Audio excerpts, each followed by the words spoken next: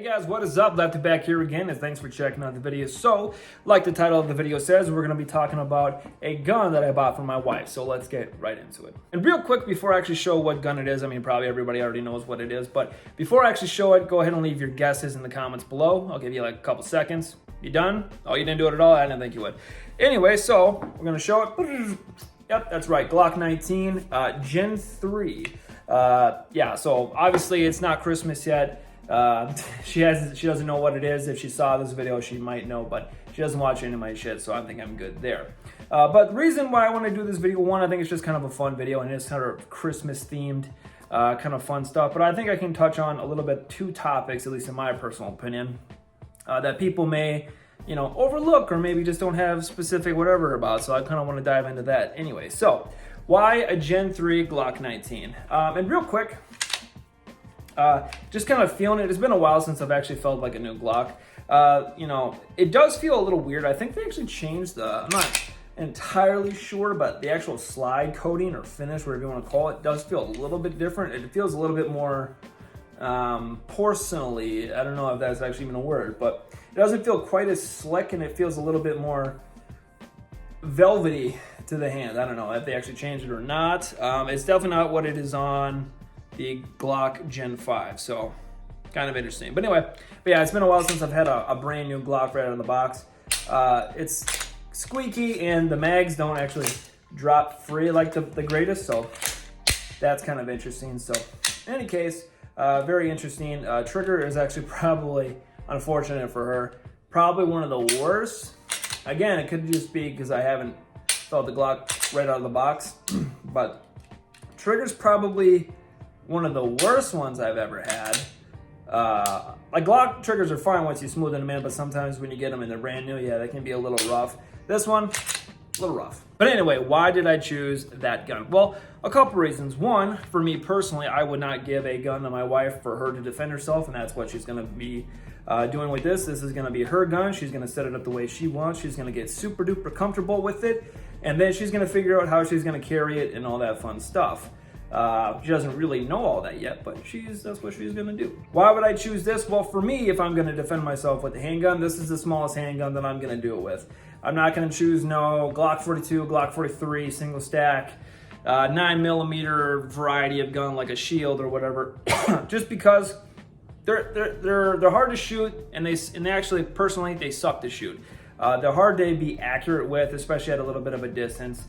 Granted, if somebody's doing whatever on top of you, yeah, every gun works, but personally for me, I want something that's a little bit more wieldy, a little bit more controllable, and especially for manipulation wise, they're just a little bit easier to kind of fiddle, faddle, and fondle, and, you know, touch around and stuff. And going off a little bit of that, another reasons why I chose this gun in particular is because parts. I have a shit ton of parts. She doesn't have to worry about magazines. She can go downstairs in the safe room, open up the box, and we just got Glock mags galore, so she doesn't have to worry about any of that stuff.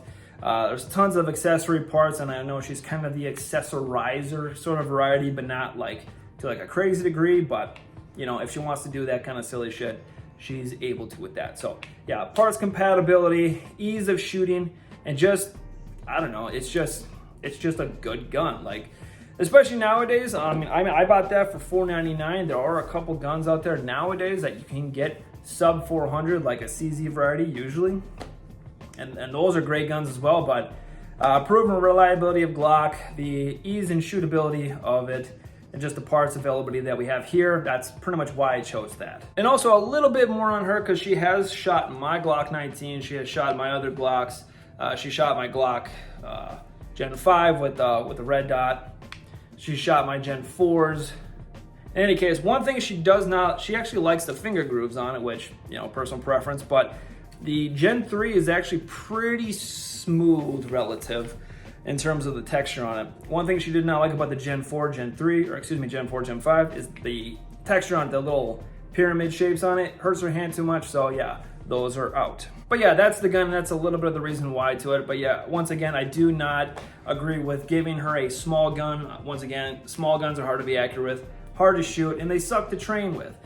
Because of the recoil, I mean, especially, you know, your smaller, slimmer 9mm, they're pretty snappy guns. I mean, even a Glock 26 is kind of a snappy gun. So one gun that I wanted to give her, small enough, good to fight with, and also good to train with too.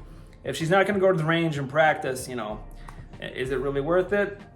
Maybe, maybe not. It's up to you. But I mean, I think we have to kind of steer women away from kind of those ideas. Just because it's small, it's for girls. Now it's small guns. I mean, maybe a backup gun sort of thing, but I generally consider small, slim guns kind of out the door for defensive use. At least me personally.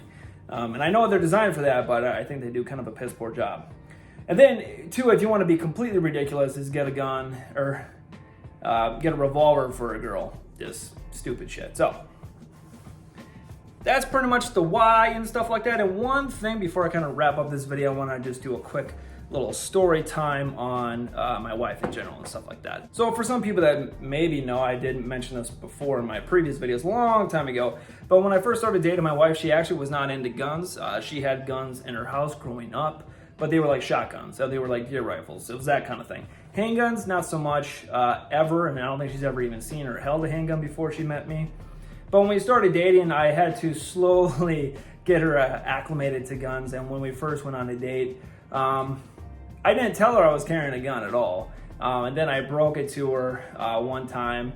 And then the first time I went over to our house, she made me leave it in the car, which is fine. I'm respecting her boundaries. If she's not comfortable with it, she's not comfortable with it.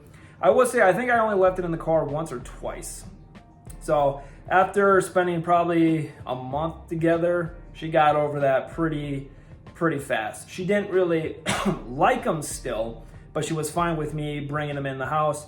And usually I would set them on right next to the TV. And she was by herself, we were by ourselves, so there was no, you know, nobody's gonna come in and no kid's gonna grab the gun kind of thing. So, but over time, as I kind of took her shooting and I kind of got her acclimated to a couple of guns and just show her that it's fun, it can be scary, but that fear, I mean, in a positive note, will make you respect guns because they should be respected. They are tools and they are fun to shoot and they are fun to play with and they are fun to buy and all that fun stuff, but they're very scary if handled by the wrong person, so they need to be respected. And basically that's all it is. And now she's gung-ho. We got guns all over. I mean, not all over anymore, but when we lived in the townhouse, when we didn't have our son, guns were pretty much everywhere, and she felt perfectly fine, especially when the Summer of Love Minneapolis riots started kicking off. She was perfectly happy that we had as many as we did in our townhouse. So that's pretty much it. Just wanted to leave a little bit of a fun little story about my wife as I kind of get her first handgun, so it's kind of fun. So anyway, thank you guys for watching. If you want to support the channel, links down below. Other than that, be good, guys.